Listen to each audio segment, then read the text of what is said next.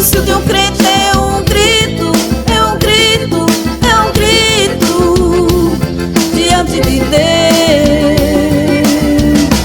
O gemido do crente sobe até o céu, até os ouvidos de Deus, até os ouvidos de Deus.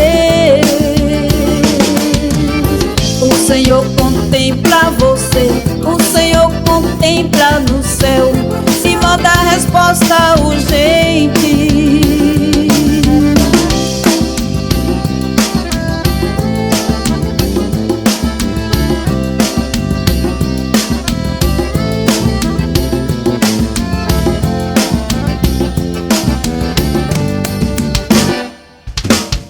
O silêncio do crente é um grito, é um grito, é um grito diante de Deus.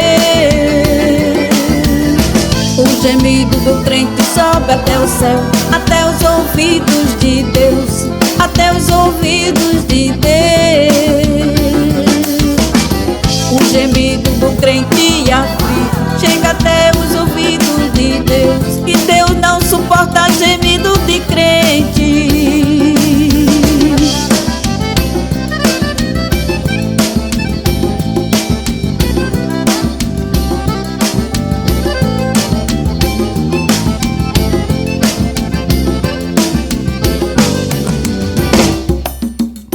O silêncio de um crente é um grito, é um grito, é um grito diante de Deus.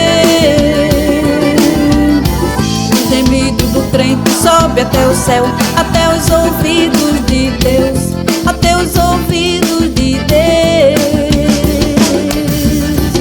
Pois quando o crente chora e ora, a sua oração chega lá na glória, e a resposta ele manda. Receba a resposta de Deus, Ele está contemplando você, Ele está contemplando aí o crente sofrido. Receba a resposta de Deus, Ele está contemplando você, pois Deus não suporta o crente que ora, que geme, que chora. Receba a resposta de Deus, Ele está contemplando você, Ele está contemplando aí o crente sofrido. Receba a resposta de Deus, Ele está contemplando você, pois Deus não suporta o crente que ora, que geme, que chora. Pois Deus não suporta o crente que ora, que geme, que chora. Pois Deus não suporta o crente que ora, que geme, que chora.